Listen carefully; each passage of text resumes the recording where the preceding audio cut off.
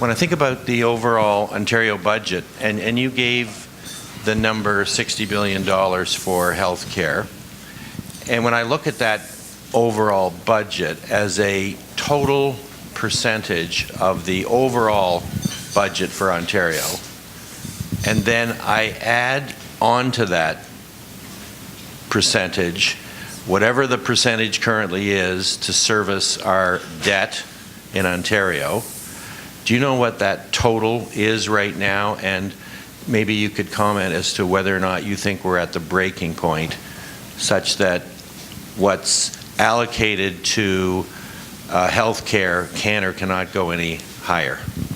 Yeah, so I mean, when I started my work about 5 years ago, our budget was just peaking at 50 billion. It's now up to 60 billion, and I showed you kind of what the actuarial tables say it should be. Currently, the budget for healthcare, I don't know the exact recent numbers, but it's about 40-ish%, a little bit higher, of our overall provincial budget, right? So and that's the same story that you have across Canada. Healthcare is one of the biggest competing pieces of the pie that we have.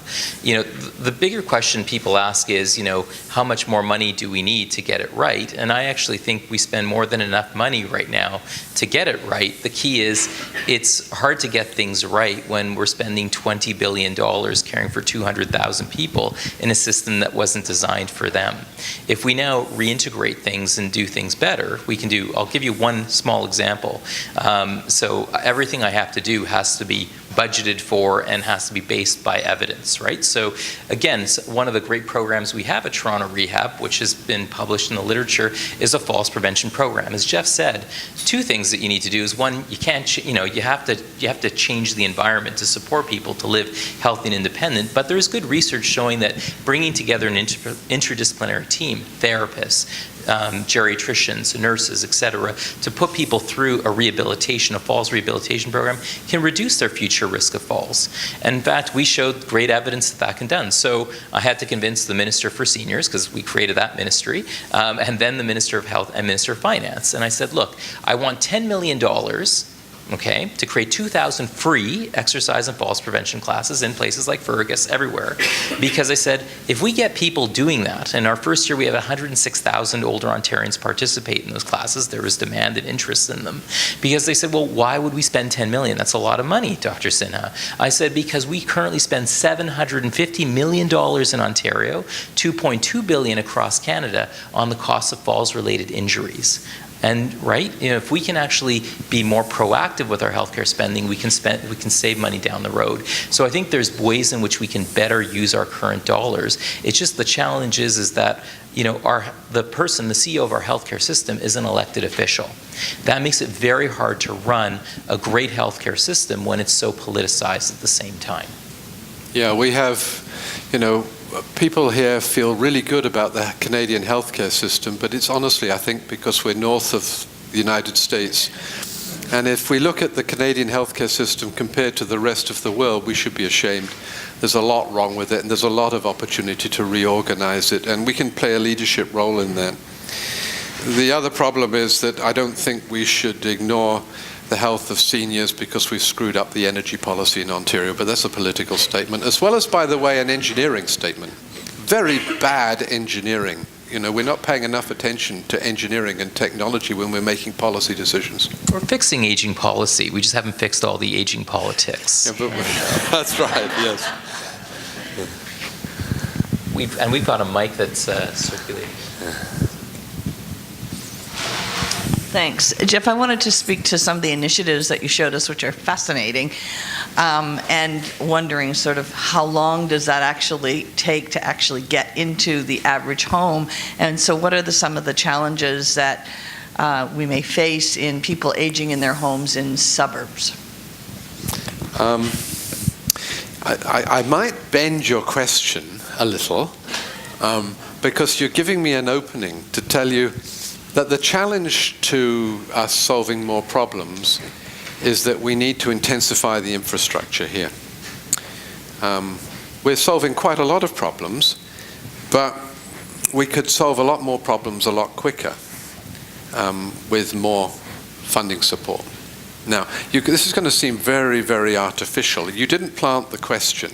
But without people like Walter Schroeder and other people in this room, we wouldn't be able to go anywhere, because I don't know whether people understand that the way scientists are funded in Canada is entirely from donation. Entirely. I mean, maybe there's 5% scientists get funding as training awards and stuff like that. But it's entirely donations. The scientists then go out and lever it and get grants and contracts and make this place go. But so you are part of the solution, because honestly, we've got 44 scientists here, and we don't have enough technicians to help them get their results out and to make them into things and stuff like that. So that's one of the answers. At the moment, it takes a minimum of 7 years in our business to go from an idea to something that is usable.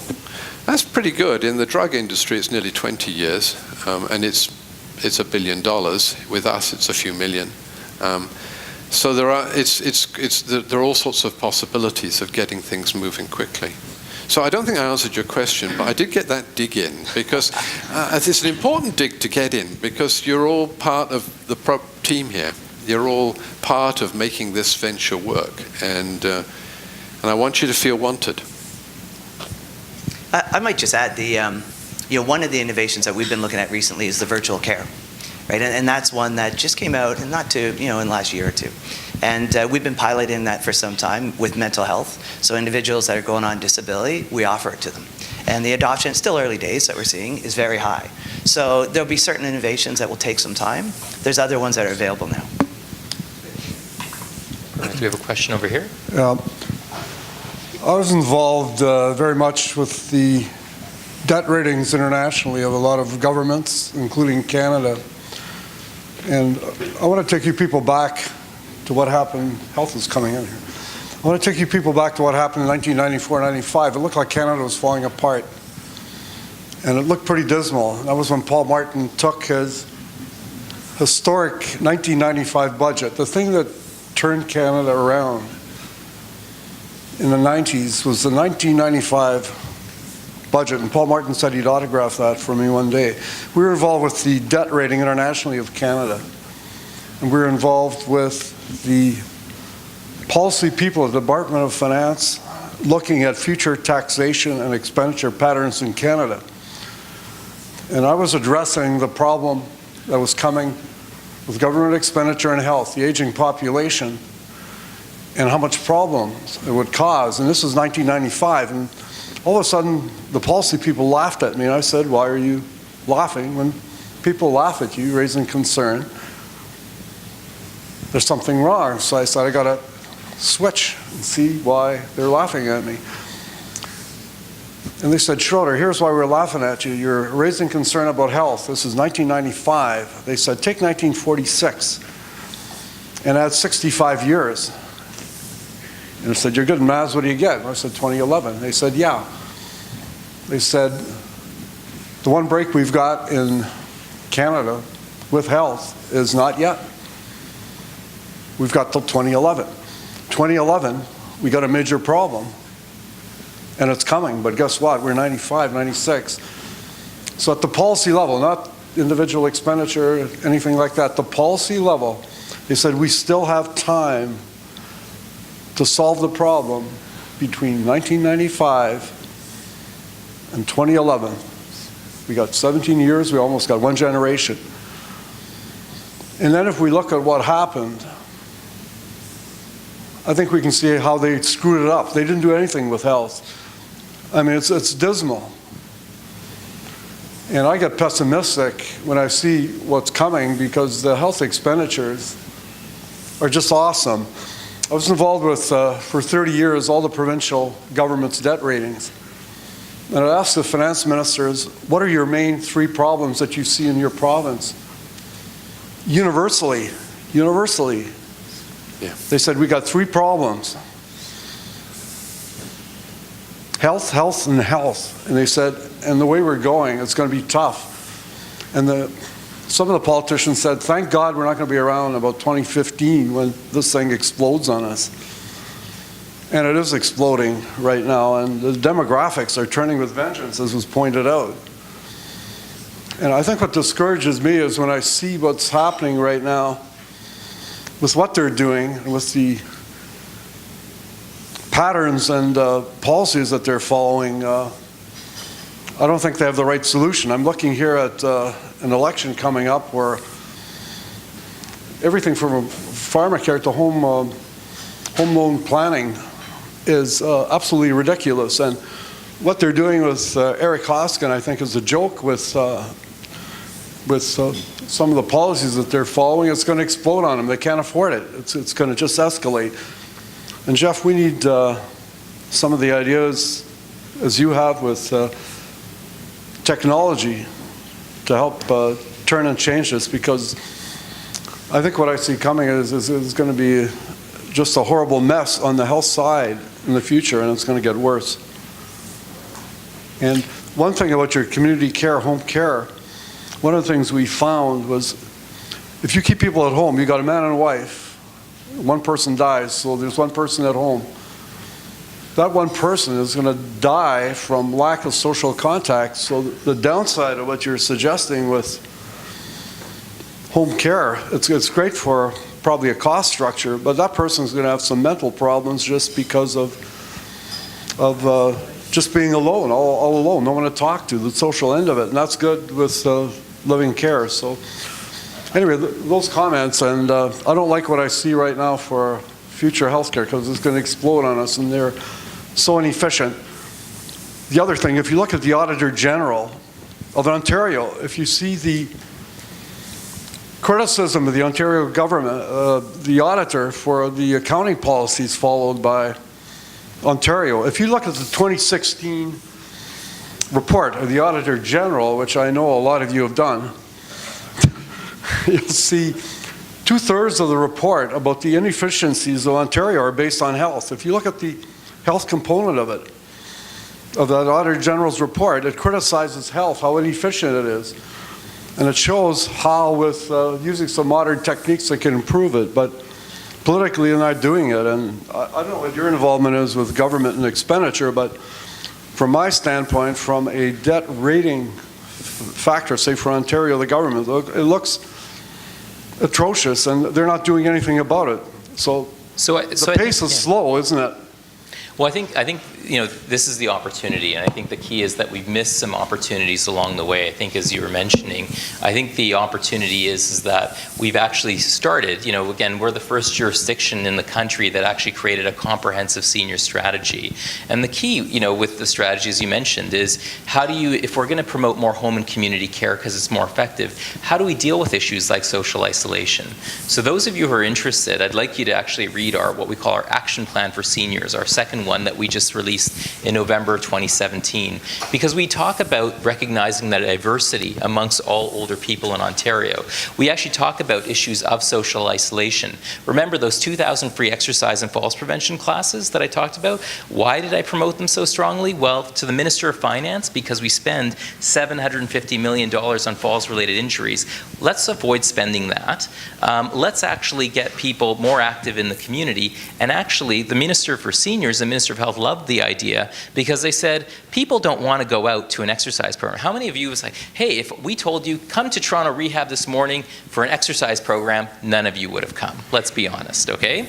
Come for a fun lecture and breakfast, you're here. But imagine now, probably you've come to this exercise class, and all of a sudden you're like, I like you, you're funny, do you want to go have coffee? You're building a social network, because we know that 27% of older Ontarians tell us they don't have a family member or friend close at hand who can help them with a basic task like getting a prescription.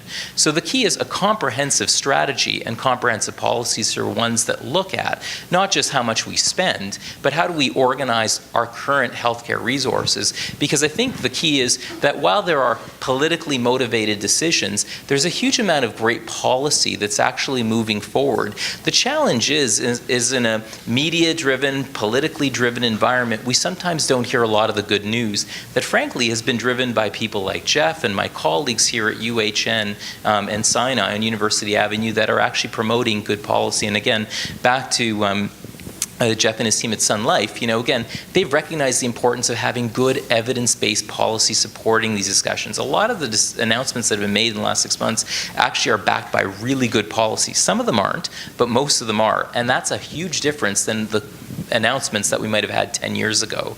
So I think the key is that investing in better policy research, investing in better technology research, but also making sure that we actually invest. The fact that Toronto Rehab is actually, investing in care models. And again, just like Jeff said, we don't get special funding to say, let's do geriatric care in the system. We've got to use our existing government dollars and say, we want to do things differently. And the government might not be ready, but we are. And so it is by finding those donations, those grants, those extra ways of doing things to enable us to do differently is how we can lead from care, policy, but also that technological research that comes together. That's why I'm really proud to be here, and why I'm really hopeful about the future, because frankly, we're all going to get there. I'm a little bit, I've got a little bit more of a runway, but believe me, I'm looking at this right now because I want it to be perfect by the time I get there. Question over here.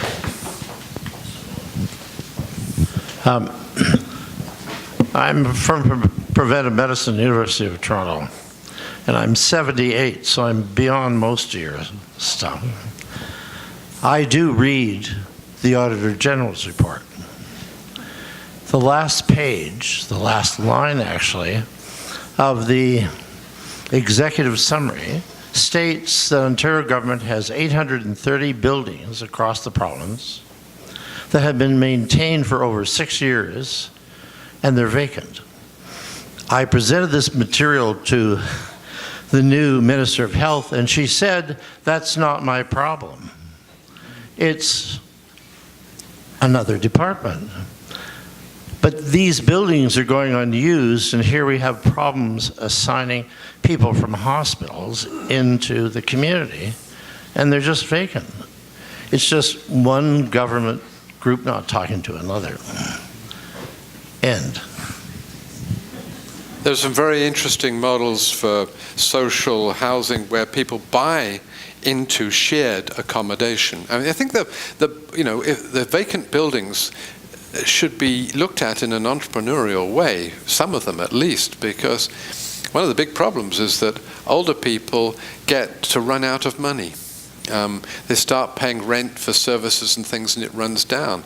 But if they can sell a home and buy a part of a home or a part of a building and keep that as an asset, and then they're only paying for the services that they increasingly need, they're in a social environment, they can interact with others, and eventually they can even reverse mortgage the facility, the investment that they've made there, and it begins to make sense. So one of the exciting things about talking at meetings like this is it connects physicians and scientists to people in business and in policy, because there are things we can do together that will solve some of these problems. And so I would urge you not only to, sort of write checks to us, but also think about how we can work together to actually get some changes that happen. Got a question at the back here. Yeah, I just have a quick question. I saw on your slide this comment about care for caregivers. Mm-hmm. And I wonder if that means, it seemed to me that one of the solutions is a training program for caregivers, people like me, and so that you can learn how, and kids learn how to take care of you, and what are all the services that is that going on? Are we going to be doing anything like that? Absolutely. So, again, talking about the policy discourse, right? One of my colleagues who's the head of the Institute for Public Health Policy and Management here at U of T, Staney Brown, when he was in the ministry, he is actually doing a lot of great work around caregiver policy. That never saw the light of day, right? But when I got my role, I said, this is great work, right? And the key is people aren't talking about caregivers, but in my office, in my clinic, there are always 4 chairs. There's one for me, there's one for the patient, and there's 2 for the entourage that usually accompanies, right? 50% of the time when I ask a caregiver, how are you doing? Do you know what the response is? They burst into tears. right? Because caregiving is enormously important. It's incredibly undervalued. In fact, caregivers, unpaid caregivers, whether it be daughters or sons, spouses or friends and neighbors are actually the fastest growing group of caregivers in Canada. They actually save our Canadian healthcare system $25 billion a year, right, in providing the care. And they provide more care than paid formal caregivers through our government-funded home care system. So recognizing them, number one, is important. Number two, policies that enable people to want to continue to caregive, especially when we predict that we will have a shortage of unpaid caregivers in the future, just with our changing societal structures is changing.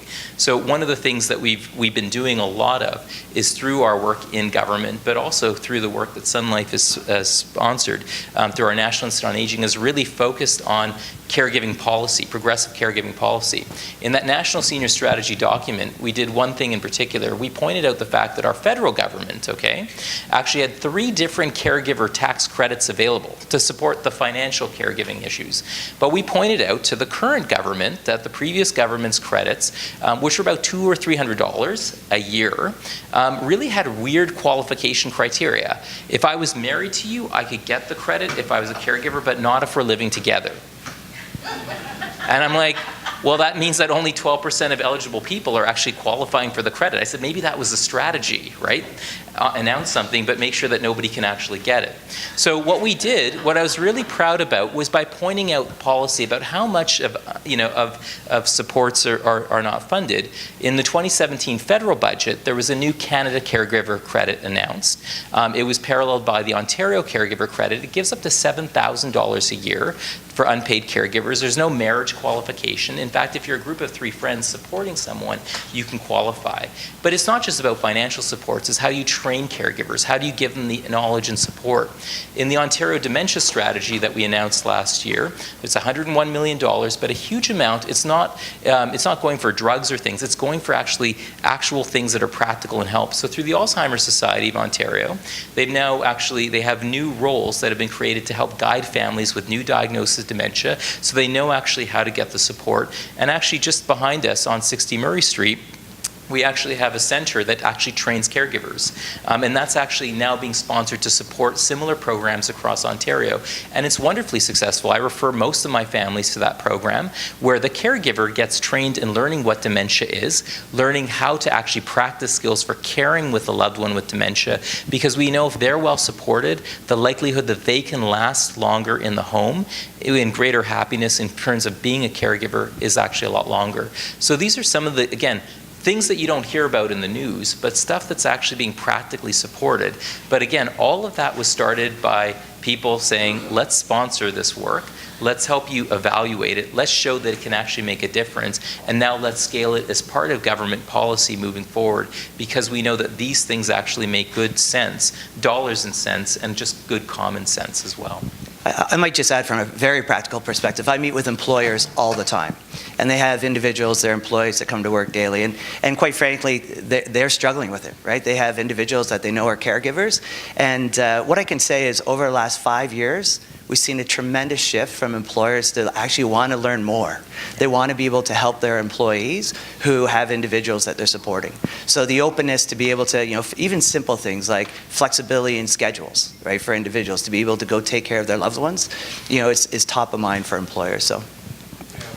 We've got a donor here, Mrs. Halsey, who had to look after her husband during his palliative years, and ran into all sorts of practical problems, and is now funding jointly to work with us on a reference text to help with practical problems, so that when you get stuck in the middle of the night, you can turn to that text. It'll obviously be electronic as well, but so you can turn to that text to help it out.